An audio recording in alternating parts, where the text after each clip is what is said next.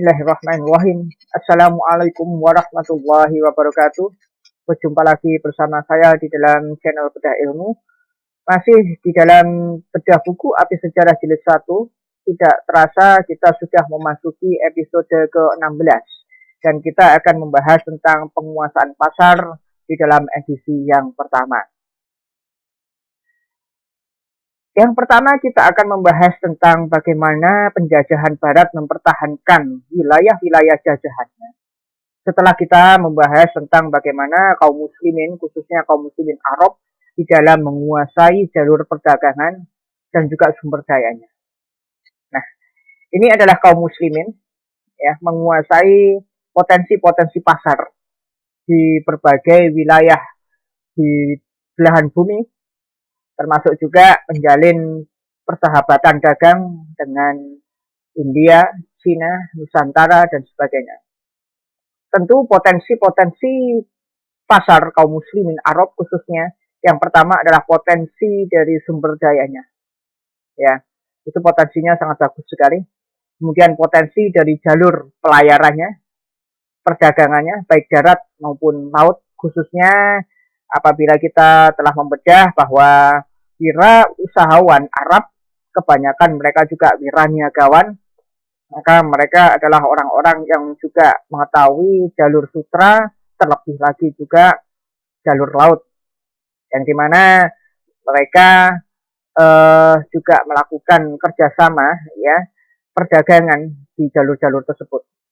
Dan banyak jalur laut yang juga sudah diatur oleh kekhalifahan, mulai dari Utsmaniyah, Abbasiyah, hingga kekhalifahan Turki Utsmani. Mohon maaf, mulai dari Umayyah, ya, kekhalifahan Umayyah, Abbasiyah, sampai kepada Utsmaniyah. Nah, kemudian juga potensi daripada pasar kaum muslimin Arab khususnya adalah potensi informasi.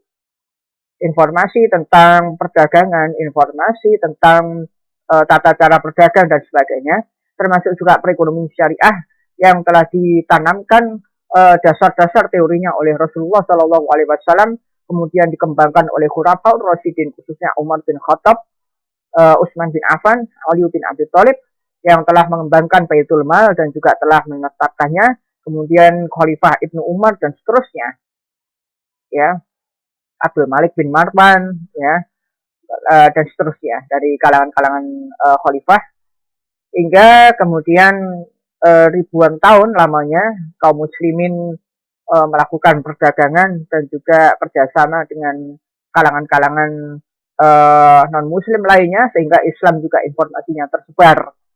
Setelah sebelumnya mereka mengatakan jangan dengarkan kata-kata Muhammad, berbalik menjadi itu informasi yang disampaikan Muhammad sungguh indah, rahmatan lil alamin. Hingga akhirnya bangsa Eropa datang.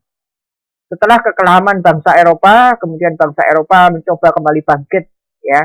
Setelah juga kita nanti akan bedah bagaimana kekelaman Eropa, ya, kemudian juga bangkitnya Eropa. Di masa-masa bangkit inilah mereka mulai menjajah, ya, agar masa-masa perang saudara itu bisa kembali. Setelah mereka kalah di dalam melakukan perang salib dengan kaum muslimin, mereka saling menyalahkan antara satu dengan yang lainnya, terutama juga berkembangnya pemikiran-pemikiran di kalangan Eropa, karena mereka juga khawatir juga dengan populasi yang semakin menurun, begitu ya, dan kekalahan di banyak front. Walaupun perang salib juga sebetulnya bukan hanya dimenangkan oleh Islam, tetapi juga bergantian, gitu ya. Kadang orang-orang Nasrani, kadang juga orang-orang Muslim bergantian. Tetapi apabila kita ketahui bahwa orang-orang Nasrani mengalami penderitaan kekalahan yang cukup parah, sehingga mereka mencoba kembali bangkit setelah mengalami perang saudara yang hebat, setelah muncul pemikiran-pemikiran untuk pembaharuan agama mereka. Dan nanti akan kita bedah khusus karena saudara Ahmad Mansur Suryanegara juga menuliskan hal itu. Nah, tatkala penjajah Eropa masuk, gitu ya, dengan membawa misinya Gold, Glory, and Gospel, tentunya kata-kata Gospel di sini kita tidak bisa melepas, gitu ya, dari nama-nama negara atau nama-nama perusahaan dagang yang masuk. gospel itu adalah suatu niatan untuk menjajah, menguasai.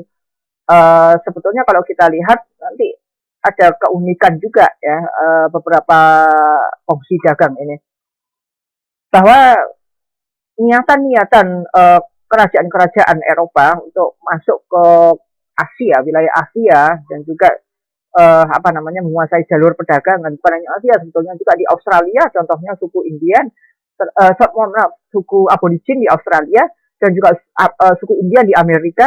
Terus sebenarnya juga korban daripada imperialisme modern ya. Sehingga tatkala penjajah Eropa masuk dengan gospelnya, maka kita sematkan nama agamanya. Itu yang memang dituliskan atau alasan saudara Ahmad Mansur Surya Negara. Maka setelah penjajah Eropa masuk, mereka memangkas sumber daya yang dikuasai Muslim, memangkas jalur laut, dan juga memangkas informasi-informasi. Nah, penjajah Eropa masuk awalnya bukan menampilkan negara per negara, tidak, tetapi awalnya adalah mereka mencoba sebagaimana orang-orang Asia melakukan perdagangan, sebagaimana orang-orang Arab Muslim melakukan perdagangan, sebagaimana Cina kuno melakukan perdagangan, bagaimana juga India kuno melakukan perdagangan. Mereka mencoba untuk mengambil sisi ini loh yang modern, yang kalian kerjakan adalah yang kuno, tapi yang modern ini yang sebagaimana kami lakukan, yaitu mereka mencoba menawarkan mereka mencoba untuk menampilkan bahwa dirinya adalah suatu kongsi dagang yang membawa kapal-kapal yang besar, membawa barang-barang yang modern dari Eropa menuju Asia, di mana Eropa itu membentuk 3 kongsi dagang besar. Yang pertama yang kita kenal, yang terbesar dengan modal yang paling besar adalah Verenigde Oost-Indische Compagnie. Verenigde Oost-Indische Compagnie atau disingkat dengan VOC, yang itu adalah bentukan dari kongsi dagang oleh kerajaan Protestan Belanda. Ini yang terbesar. Orang-orang Eropa mempercayakan pada VOC ini. Dan Belanda masuk ke Nusantara untuk menguasai potensi sumber daya, jalur, dan informasi di Nusantara. Kemudian adalah East Indian Company yang disingkat EIC, yang ini didirikan oleh kongsi dagang dalam cakupan wilayah kerajaan Anglikan Inggris, yang mereka nantinya akan menguasai wilayah India dan juga beberapa wilayah lainnya. Kemudian adalah Compagnie des Indes Orientalis atau biasa disingkat CIO oleh di dalam lingkup kerajaan Katolik Prancis. Nah, mereka mencoba untuk melemahkan kemandirian kaum muslimin.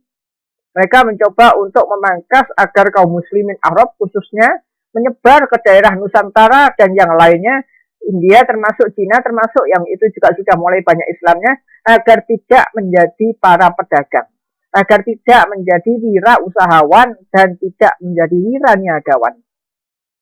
Maka mereka mencoba menjadikan para pedagang-pedagang Muslim, ya, yang ada di pesisir-pesisir pantai itu mereka jadikan punggawa-punggawa kerajaan. Mereka menanamkan nilai bahwasanya yang namanya birokrasi, punggawa kerajaan ini kan birokrat ya, masuk dalam birokrat.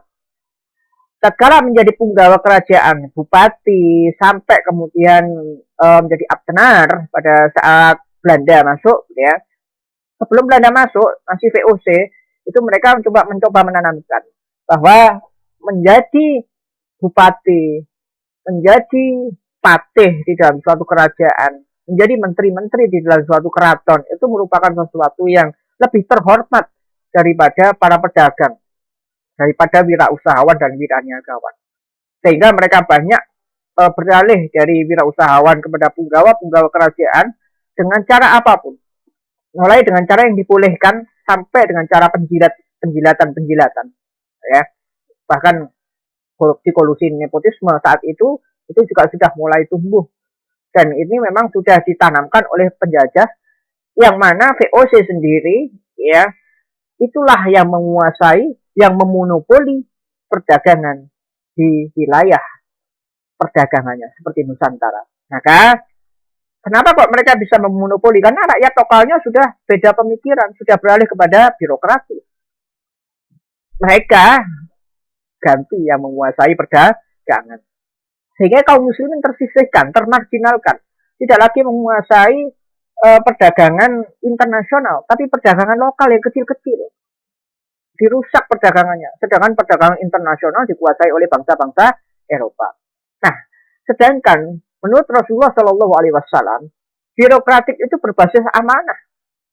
Ya, skala birokratik itu memang di zaman Umar Ibnul Khattab, beliau menunjuk seorang sebagai pegawai kekhalifahan itu adalah berdasarkan niatannya, itu harus diluruskan dulu adalah amanah, dan menunjuknya berdasarkan keterampilan, skill, ilmu yang betul-betul difungsikan untuk kemaslahatan umum. Sedangkan Umar Ibnul Khattab radhiyallahu an menekankan bahwasanya kita harus mencontoh Nabi dan Rasul. Rasulullah Muhammad SAW dan Nabi dan Rasul sebelumnya, yaitu menjadi wirausahawan, wiraniagawan.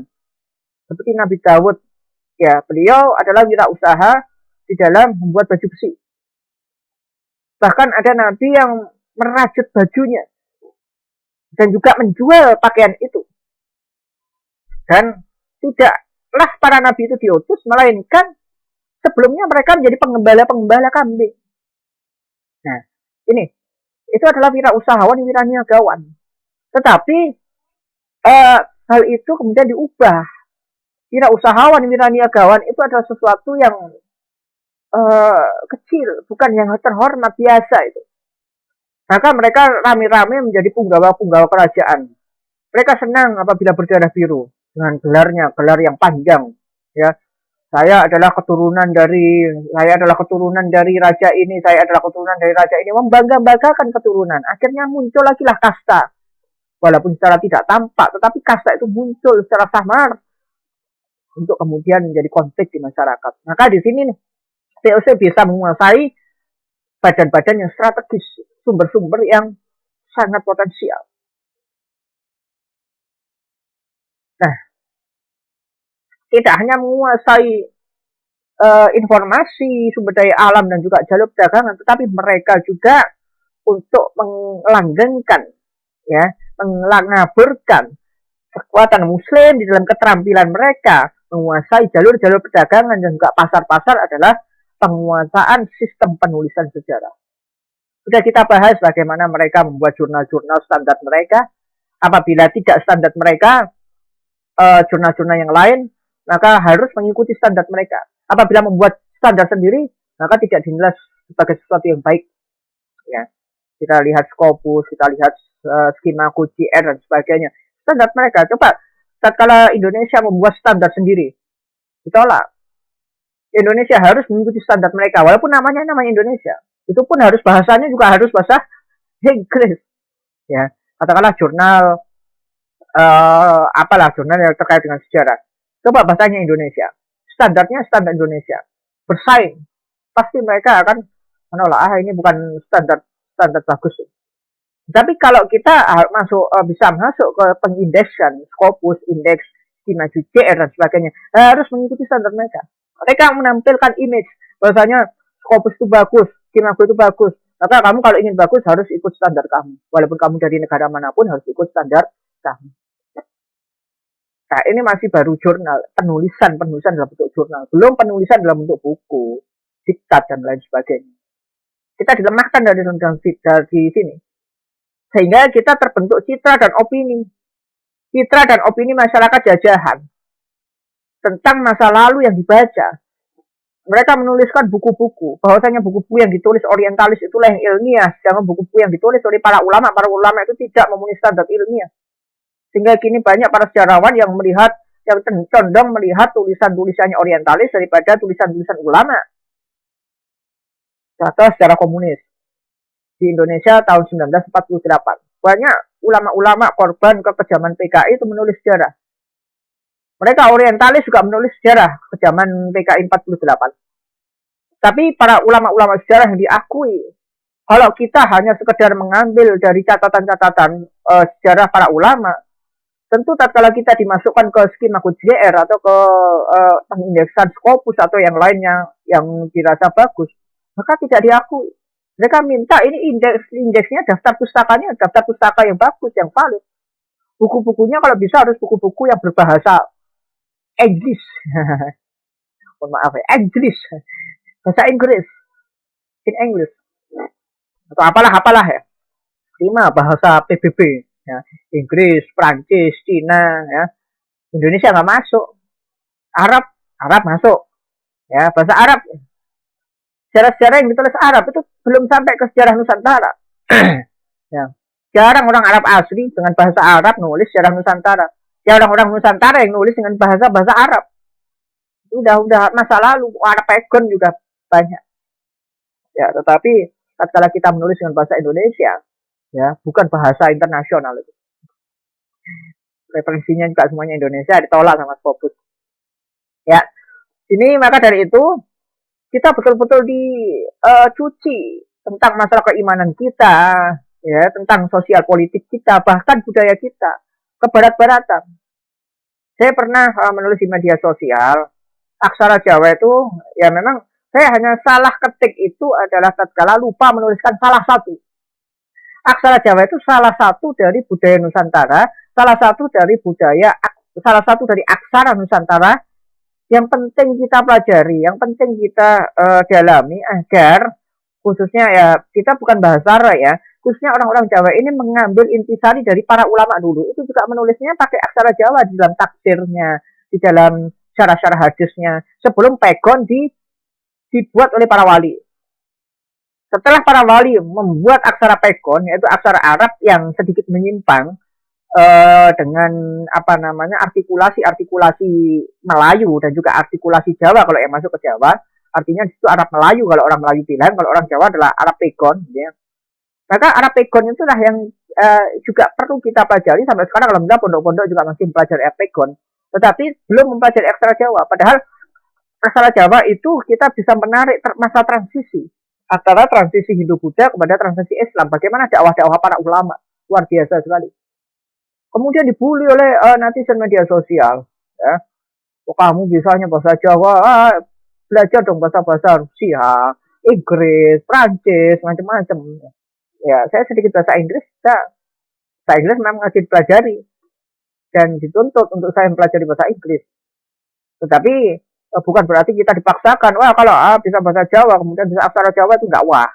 Ini sudah model-model inferior di dalam sosial politik dan budaya kita. Kalau orang salah sedikit aja bahasa Inggrisnya, wah bagaimana para netizen itu. Nulis apa ya, simpan, shift, pakai V. Ya. Kemudian safety, aman, pakai F. Safety itu kan pakai F ya. Kalau save, simpan itu kan V. Salah ketukar dikit, wah dihujat saudara. Kok bisa bahasa Inggris? Janganlah gitulah. Kita orang Indonesia memegang sosial politik dan budaya berbeda dengan sana mereka. Malaysia saja yang dijajah Inggris, yang bahasa resminya adalah bahasa Inggris, bahasa resmi keduanya bahasa Inggris. Mereka kalau ngomong bahasa Inggris tuh masih kagok kok. Dalam artian logatnya tuh Inggris Melayu. Mereka nggak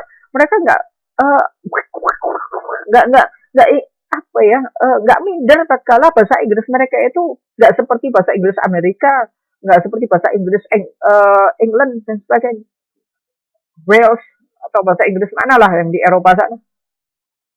Mereka nggak minder tuh. Tapi kalau Indonesia, bahasa Inggris dengan logat Jawa gitu ya, seperti Pak Karno, bahasa Inggrisnya luar biasa. Tapi logatnya beliau adalah logat Jawa. Ya, itu masih ada yang ngeritik. Pak Karno ini kalau ngomong bahasa bisanya pinter bahasa Inggrisnya, tetapi ngomongnya medok, nggak apa-apa, nggak masalah. Ya, itu bukan sesuatu hal yang tercela, gitu ya. Jadi janganlah kita menjadi inferior, ya, kemudian sesuatu yang gampang dibolak-balik negara masyarakat kita. Karena apa? Karena ini ya pemikiran kita dijadikan ini punggawa. Kalau kita punggawa birokrasi, kalau nggak bisa bahasa Inggris ya wajar. dia sebagai orang yang beramanah untuk orang yang beramanah untuk seperti contoh mereka bekerja di pemerintahan, dia juga harus bisa bahasa Inggris untuk komunikasi internasional gitu. Tapi kalau Pemda, ya mungkin sesekali orang boleh ke sini ya. Ini pandangan kita juga pandangan Prof. Ahmad Tanjung Surya Negara. Boleh belajar bahasa Inggris, Prancis, Cina, Jerman, bahkan seluruh bahasa di dunia. Bahasa Ibrani boleh. Bahkan orang kalau mau menguasai dunia itu pelajari 3 bahasa, Arab, ya, Inggris, dan Ibrani. Bahasa tulisan Ibrani itu susah, lebih susah dari Arab tulisannya. Tetapi kalau bahasanya lebih susah Arab daripada bahasa Ibrani. Karena bahasa Arab ada nahwu, sorof, ada macam-macam yang harus dihafal tuh banyak. Pelajari kitab jurumiyah kalau saudara ingin. Itu dasar loh ya, jurumiyah dasar nanti. Kalau bahasa Ibrani itu tulisan yang susah karena mati semuanya. Ya, itu kan pengembangan itu, ada titiknya, kemudian ada ya seperti kalau kalau di Arab itu ada harokat. Kalau di bahasa Ibrani namanya apa? Nikut ya. Nikut itu kan pengembangan. Asalnya tidak ada nikut. Asalnya tetap bahasanya mati semuanya. Ya. Kemudian pendistorsian penulisan sejarah para ulama. Nah ini. Pendistorsian penulisan sejarah para ulama yang kita fokuskan adalah para wali songo. Wali songo itu sesuai dengan catatan silsilah Cirebon, ke-9 orang wali ini memang masih keturunan Rasulullah Shallallahu Alaihi Wasallam dari jalur ibunda Fatimah Asyahra binti Rasulullah Muhammad Shallallahu Alaihi Wasallam. Tapi apabila konsisten ditarik dari jalur bapak, maka masuknya adalah ke Ali bin Abi Thalib radhiyallahu an. Kemudian apabila ditarik lagi, kita ketemu sama-sama ketemu di Nabiullah Ibrahim alaihissalam, bapak para nabi, Khalilullah. Nah, ketemu juga ke Nabi Ismail. Ya, karena orang-orang Arab mereka pada hakikatnya adalah orang Arab. Kalau ditarik lagi ke atas lagi ke Smith, ya, ke bangsa Smith. Smith bin Nuh. Ya, kita semua adalah dari Nabi Adam, kemudian Nabi Syed, kemudian diturunkan ke Nabi Nuh. Tiga nabi yang menurunkan manusia hingga kini masih ada. Nah, jadi mereka adalah para ulama, bukan nabi dan bukan rasul, tetapi masih keturunan Rasulullah SAW dan memiliki ilmu. Tetapi bagaimana di tulisan-tulisan sejarah yang kita lakukan? Ritual-ritual yang dilakukan para wali masih sebagaimana ajaran Hindu. Puasa pati geni, bertapa di gunung, bahkan dituliskan sebelum taubatnya, salah seorang wali dari Wali Songo itu harus bertapa di pinggir sungai bertahun-tahun hingga badannya kotor dan sebagainya. Hingga kemudian disuruh mandi di sungai, setelah mandi di sungai barulah itu sah, kemudian bersyahadat. Padahal Islam tidak mengajarkan seperti itu. Tulisan-tulisan itu merupakan tulisan-tulisan yang ditulis oleh orientalis didukung oleh orang-orang yang berkejawenan atau berkesundenan atau berkearifan lokal yang tidak memahami tentang hakikat-hakikat Islam secara utuh dan juga bagaimana perilaku para ulama seharusnya. Kalau kita ketahui bahwa saya sebut saja Sunan Kalijaga. Kisah Sunan Kalijaga atau disebut di dalam bahasa Indonesianya adalah A, Jaga, Sunan Kalijaga. Maka di sini kita ketahui bahwa ada percampuran antara Hindu dan Kristen di sini. Sunan Kalijaga diminta untuk bertapa bertahun-tahun sampai badannya berlumut. Kalau kita lihat film tahun 80-an, 90-an, bagaimana Sunan Kalijaga itu digambarkan bertapa di sisi sungai sampai Sunan Bonang kembali. Pada asalnya Raden Said ini adalah seorang maling, ya, pencuri. Nah, kemudian bertemu dengan Sunan Bonang atau Raden Maksum, kemudian mau bertaubat, kemudian Raden Said ini diminta bertapa atau menunggu sungai selama bertahun-tahun sampai Sunan Bonang kembali hingga badannya penuh lumut. Kemudian setelah Sunan Bonang kembali, tahu konsistensi Sunan Kalijaga atau Raden Said pada saat itu, maka Sunan Bonang percaya kamu mandi dulu, setelah mandi kemudian bersyahadat masuk Islam. Nah, ini mencampurkan antara Hindu, Kristen, dan Islam. Bertapanya Hindu, masuk sungainya adalah seperti pembaptisan. Dibaptis, dimasukkan sungai, kemudian syahadatnya adalah Islam. Padahal tidak demikian. Kalau orang mau bertobat, ya tobatan nasuha, istighfar kepada Allah, janji tidak mau mengulangi lagi, kemudian bersyahadat, asyhadu alla ilaha illallah wa asyhadu anna Muhammadar Rasulullah. Sudah selesai. Dia kemudian menjalankan syarat Islam yang mudah-mudah daripada yang dia bisa lakukan. Dan dia melaksanakan kewajiban-kewajiban, memegang teguh rukun iman yang 6 dan rukun Islam yang 5. Kemudian sehingga para wali itu dijelaskan mengapa kok mereka tidak menjalankan syariat Islam dengan baik pada saat mereka pertobatannya. Tatkala mereka menjaga sungai dengan selama bertahun-tahun, kan otomatis tidak melaksanakan sholat, tidak melaksanakan puasa, dan juga menunda taubat. Menunda taubat, padahal taubat itu disegerakan di dalam Islam.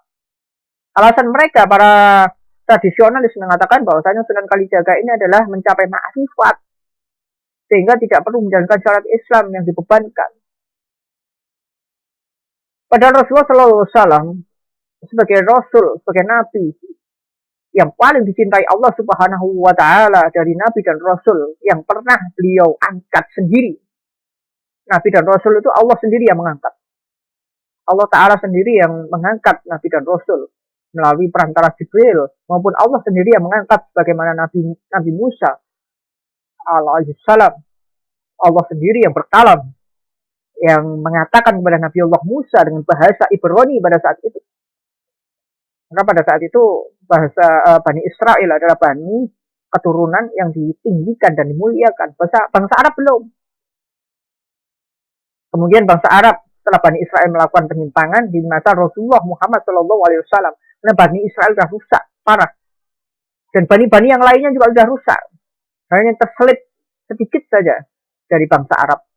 Bangsa Arab juga sudah rusak, terselip sedikit dari bangsa Arab, yaitu Bani Hashim, dari suku Quraisy, yang kemudian dari sedikit itu dipilihlah Rasulullah Muhammad Shallallahu Alaihi Wasallam. Maka banyak orang-orang yang iri, dengki, termasuk kita juga di Nusantara juga banyak yang iri. Kenapa nggak orang Jawa, kenapa nggak orang Sunda, kenapa nggak orang Dayak, kenapa nggak orang Bali saja yang jadi Rasul dan Nabi, kenapa harus orang Arab? Maka Allah menyatakan dalam Al-Quran bahwasanya itu kehendak Allah. Allah mengangkat siapa yang dikehendaki. Allah memutuskan apa yang dikehendaki dan membiarkan apa yang tidak dikehendaki. Sebagaimana kamu harus bersyukur, kita harus bersyukur. Kita dijadikan manusia, itu harus bersyukur. Kenapa kok kita tidak dijadikan kambing, babi, monyet? Mana ada babi iri? Kenapa kok saya dijadikan babi? Kenapa kok saya dijadikan kambing, monyet? Kenapa kok saya dijadikan onta? Nggak dijadikan manusia aja. Yaitu Allah Ta'ala. Allah berkehendak untuk menciptakan. Nah, maka Alhamdulillah kita bersyukur diciptakan manusia. Kita bersyukur diciptakan memeluk Islam. Kita bersyukur diciptakan hidup di negeri-negeri. Kenapa kok kita hidup di Indonesia, kok nggak di Eropa sana? Sedangkan orang Eropa, kenapa kok kita hidup di Eropa, di musim yang dingin? Kita kenapa kok nggak hidup di ekuator? Itu sudah diatur oleh Allah Subhanahu Wa Ta'ala. Rasul yang betul-betul manusia yang diangkat oleh Allah Subhanahu Wa Ta'ala, yang dimuliakan oleh Allah, dicintai dari Nabi dan Rasul yang pernah beliau angkat sendiri. Pernah Allah angkat sendiri. Itu saja menjalankan sholat hingga kakinya bengkak. Sholat malam, sholat sunnah, sholat wajib, sunnah, apalagi yang wajib. Sampai Ibunda Aisyah radhiyallahu anha berkata kepada Rasulullah, Sayyidina Rasulullah Muhammad sallallahu alaihi wasallam, wahai Rasul, kenapa Anda sholat sampai kaki bengkak, sampai sebegitunya ya Rasul? Apa jawab Rasulullah? Hai Aisyah, tidak bolehkah aku ditulis di sisi Rabbku sebagai hamba yang bersyukur?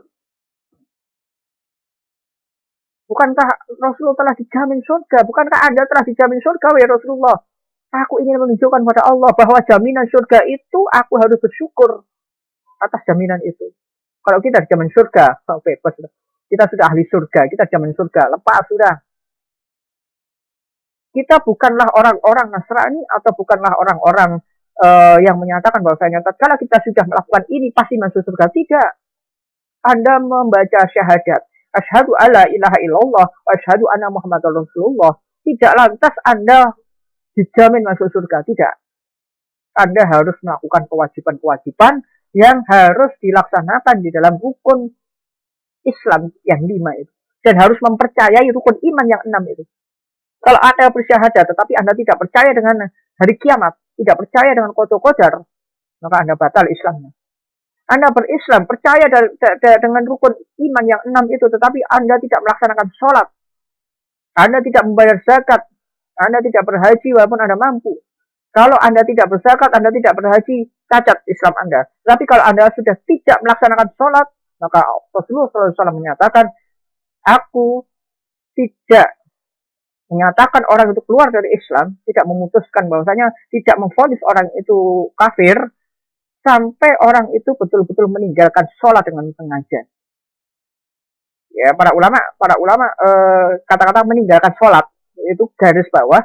Ada para ulama menyatakan dengan sengaja, ada para ulama yang menyatakan karena malas ataupun karena dia meyakini bahwa sholat itu tidak wajib.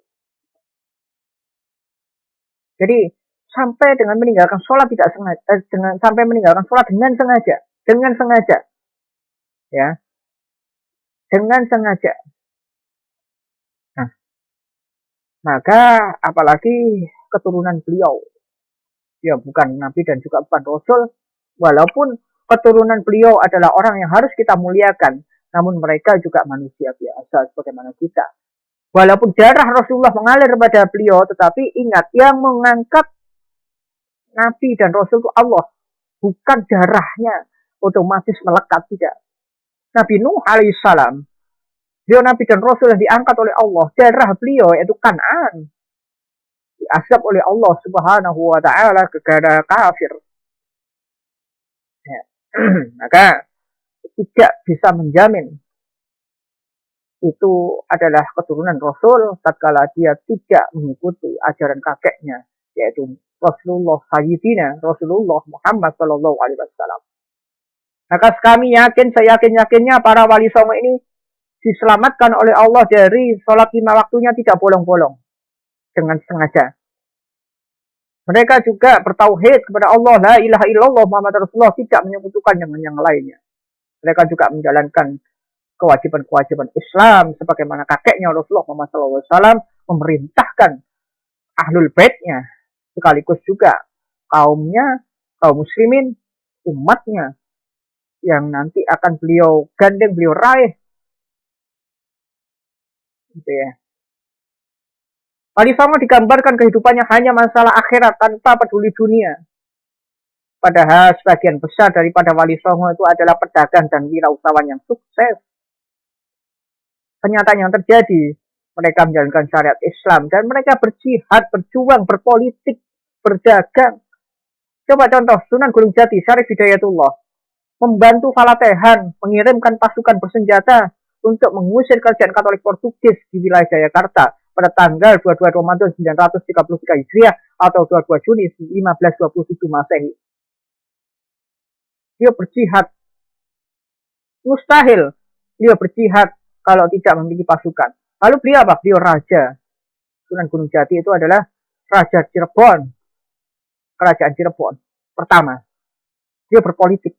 Sebelum mendirikan kerajaan, beliau memang Tunaningrat, beliau juga menguasai perdagangan, usaha juga. Dan banyak sunan-sunan juga yang melakukan perdagangan. Jadi jangan saudara berpikiran bahwa kita berdagang, kita berwirausaha itu adalah orang rendah, tidak. Rasulullah SAW sebelum menjadi Nabi dan Rasul berdagang beliau. Hanya karena menjadi Nabi dan Rasul itu tugasnya berat, fokus. Tugasnya adalah untuk Islam itu bukan untuk kalangan tertentu seperti Bani Israel. Ya, kalau Bani Israel, Nabi Musa untuk Bani Israel, Nabi Isa untuk Bani Israel, Nabi-Nabi itu untuk Bani Israel, masih satu kaum. Kalau Nabi Muhammad SAW untuk manusia dan jin secara keseluruhan berat. Maka dari itu diminta fokus oleh Allah Subhanahu Wa Taala.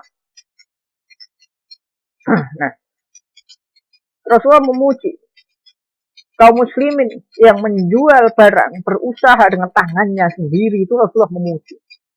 Dan Rasulullah membenci orang-orang yang memang mereka itu mojok ke masjid, mereka hanya meminta-minta sumbangan. Walaupun itu tidak dilarang, tapi Rasulullah benci akan hal itu. Nah, begitu juga tatkala pemikiran yang menyatakan orang masih berdagang itu urusan dunia, salah, saudara. Para wali itu juga berdagang, juga berjihad, juga berpolitik. Sehingga dampaknya apa kalau sudah para wali ini akhirat saja, tidak mengurusi dunia. Baik, barang siapa yang mengurusi dunia, maka mereka tidak bisa mencapai derajat makrifat. Bagaimana itu hal yang bisa dilakukan?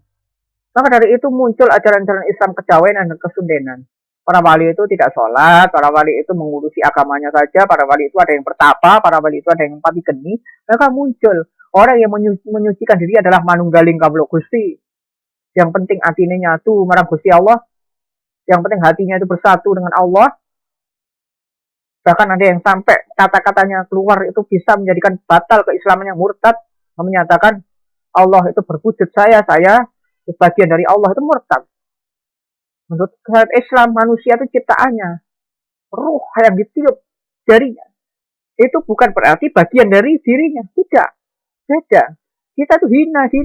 Kita mengeluarkan ingus, kita mengeluarkan kotoran. Kalau makan kita juga keluar kotorannya. Allah Maha Suci. Ya, kita bisa berkeringat, bau kita keringat kita bau. Ya. Allah Maha Suci dari itu semuanya. Tidak bisa. Ya, tidak bisa disamakan kita perwujudannya. Maka orang yang mengatakan adalah manunggaling kawula Gusti, manunggaling kawula Gusti, manunggaling kawula Gusti. Ini adalah yang penting akhirnya menyatu dengan Allah. Bagaimana cara menyatu dengan Allah? Ya, banyak melakukan ritual-ritual. Ritual-ritual yang sebetulnya tidak syariatkan ajaran Islam. Tetapi tatkala ditanya kamu apa, Kristen nggak mau, Islam nggak mau dia. Kristen apalagi nggak mau. Mohon maaf.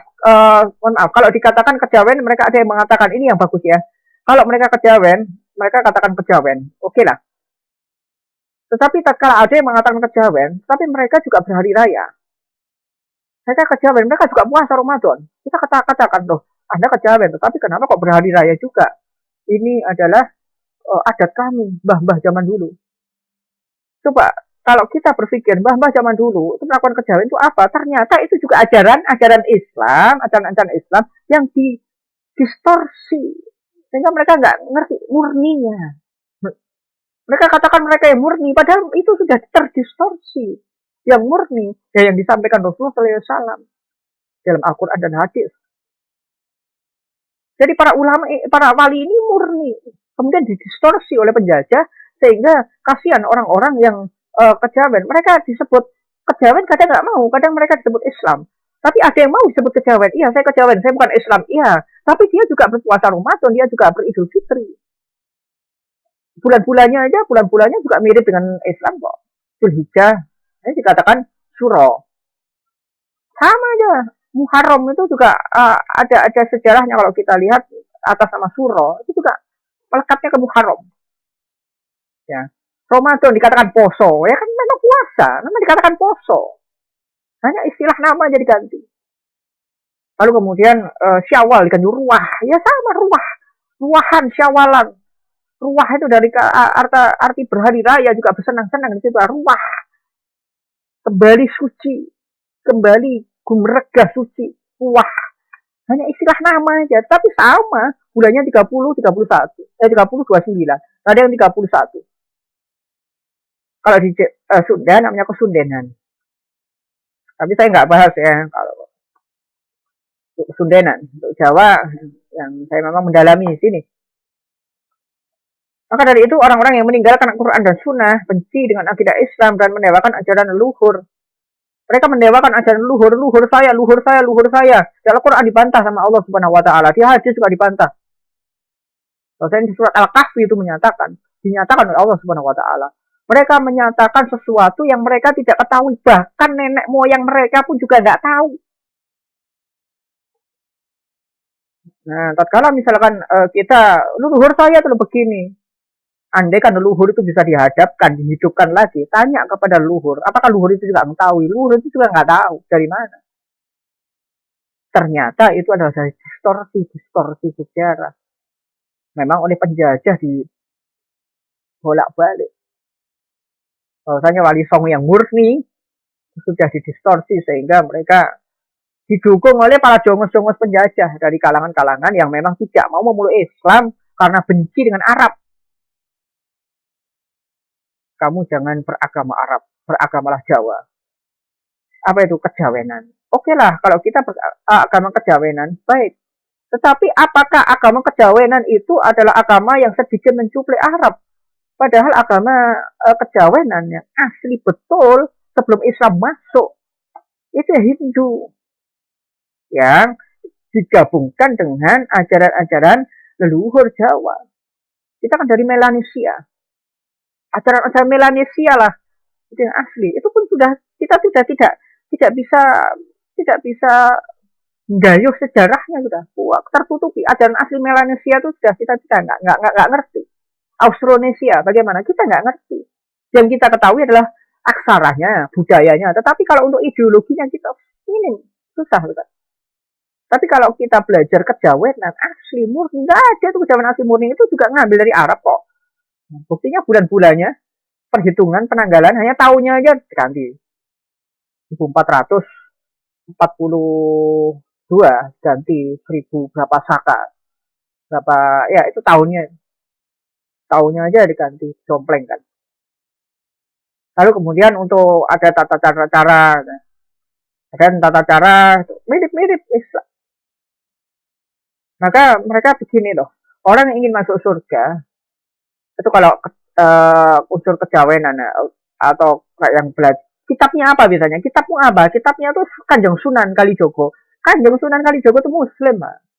Kalau ada kejawenan, kitabnya Kanjeng Sunan Kalijogo. Salah total. Kalau ada kejawenan, kitabnya ya ambil dari kitabnya orang Melanesia yang masuk ke Jawa. Nah, kalau udah mau bercampur dengan Hindu, ya ambil kitab-kitab Hindu Jawa. Nah, itu gak murni, itu ada ajaran Hindu. Ya udah ambil kitab Melanesia. Kalau saudara panutannya Kanjeng Kalijogo, Kanjeng Sunan Kalijogo, Kanjeng Sunan Kalijogo itu keturunan Rasulullah SAW, Muslim beliau, murni Muslimnya. Beliau menyampaikan hanya saja memang cara dakwah beliau, yang wayang juga digabungkan dengan wayang, ya kan, kemudian digabungkan dengan gamelan-gamelan lingsir wengi termasuk lil ilir dan sebagainya. Tetapi beliau juga menjalankan sholat lima waktu, beliau juga puasa Ramadan dan sebagainya. Artinya beliau tidak manunggaling ngablu gusti. Itu pun kita pun juga tidak bisa cross check secara sejatinya bagaimana sih Sunan Kalijogo ini. Pun juga kita nanti kita juga akan mengetahui di Yaumil Hisab nanti bagaimana para wali ini betul-betul menyebarkan ajaran agama yang demikian. Itu besar ganjarannya di sisi Allah Subhanahu wa taala, besar ganjarannya. Walaupun namanya manusia, ada koreksi-koreksi. Maka ada dialog yang sangat menarik antara para sunan yang mengikuti aliran kebudayaan sebagaimana Sunan Kalijogo, Sunan Bonang dengan sunan yang mengikuti aliran sunnah yang kuat seperti Sunan Gunung Jati, Sunan Ampel dan sebagainya. Ada dialog, wahai Kalijogo, kenapa kok kamu mendakwahnya seperti ini? Bukankah ini adalah bid'ah? Dijawab oleh Sunan Kalijogo, ya saya tahu itu bid'ah. Tetapi saya ingin agar orang-orang ini lebih terselamatkan lebih dahulu daripada neraka. Itu lebih saya utamakan. Nah, bagaimana nanti agar mereka itu bisa mengetahui ajaran Rasulullah yang murni? Kalau kamu gabungkan dengan cara-cara seperti ini, apa jawab Kanjeng Sunan Kalijogo? Saya harap apa yang ada di dalam tulang sulbi mereka lah yang bisa memurnikan ajaran-ajaran yang saya bawa kembali kepada kakek, balik kepada Rasulullah Sallallahu Alaihi Wasallam. Karena berat, dakwah itu tantangannya berat sekali. Kanjeng Sunan Kalijogo itu lebih sayang kepada kita daripada kita terhadap tetangga jauh kita. Kenapa? Karena kalau tetangga jauh kita sukses, kita iri dengki. Kalau Kanjeng Sunan Kalijogo menyatakan muga-muga kowe masuk mlebu surga wis lah Islam musik, penting Islam syahadat, lakoni salat, lakoni poso, lek iso ya haji, wis ambek wayangan, ambek gending ora apa-apa lah. Yang penting selamat sik akidahmu. Selamat sik syahadat sik lah kowe. Itu masalah murni, ajaran murni, akidah yang murni, ajaran syariat yang murni, nanti aja tugasnya keturunan-keturunan. Ya, ya itulah sunatullah. Kalau kita mau menggapai surga, kita harus menyisih dari dunia. Konsekuensinya. Maka dari itu, kalau sudah menyisih dari dunia, harus ada yang merimakan kita. Kita meminta-minta, ngemis kepada saudara-saudara kita, keluarga kita. Nah, kalau nggak ada yang menjamin kehidupan kita, nggak ada yang nyamin makanan, pakaian, nah bagaimana kita mau menutupi aurat, bagaimana kita mau berpikir dengan kuat, kalau kita nggak makan, nggak minum, nggak berbaju. Maka dari itu, tatkala tidak ada yang menjamin, maka apa yang terjadi? Ya sudah, saya nggak sholat dulu deh, saya nggak menjalankan, nggak manunggalung kawula Gusti dulu deh, saya dagang, akhirnya kalau sudah dagang dan sebagainya, dia ketemu dengan orang-orang yang memang ahlu dunia, tanda kutip menurut pemahaman ini ya mereka mabuk, madon dan sebagainya. Tobatnya nanti aja wis ada yang menjamin saya.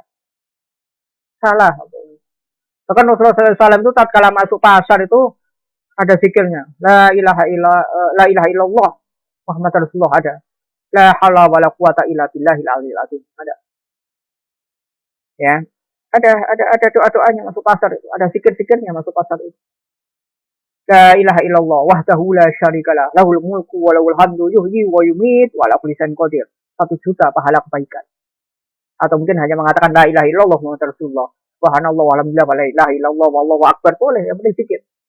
Bahkan pada saat 1 sampai 10 Dzulhijjah itu sahabat-sahabat kalau masuk pasar itu takbiran.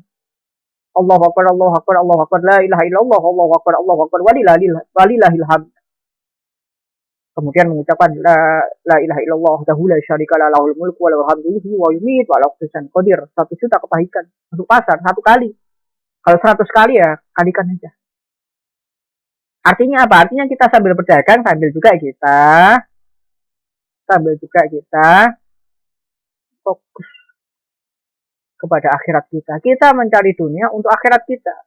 Bukan dunia adalah untuk ya dunia, akhirat kayak tidak. Sambil cari dunia, sambil mengurusi akhirat. Ini. Akhirnya bagaimana? Akhirnya birokrat dan karyawan menjadi sesuatu yang dielulukan. Tatkala kita berkhalwat, gak ada yang jamin daripada makanan dan minuman kita. Kita mau masuk pasar, waduh kok wedi molimo, bagaimana? Jadi birokrat ya. Birokrat aman, sentosa jadi birokrat. Gak apa-apa, yang penting mulia. Gak manunggaling kamu Gusti, gak apa-apa, yang penting gak jadi orang pasaran, molimo, jalano. Yaitu jadi birokrat. Tidak manunggaling kamu Gusti karena tidak ada yang jamin. Ya, tapi dia ingin suci, bagaimana tidak madon molimo, tidak ngombe, tidak madat. Akhirnya apa yang terjadi? Yang terjadi adalah saya jadi birokrat tengah-tengah. Begitu dia jadi birokrat, setir sama yang namanya VOC, setir sama dengan yang namanya Belanda, pecah belah. Allahu a'lam bishawab. Kemudian kurang lebihnya mohon maaf. Insya Allah kita berjumpa lagi di dalam pertemuan kita mendatang. Subhanakallahumma wa bihamdika asyhadu an la ilaha illa anta astaghfiruka wa atubu ilaik. Assalamualaikum warahmatullahi wabarakatuh.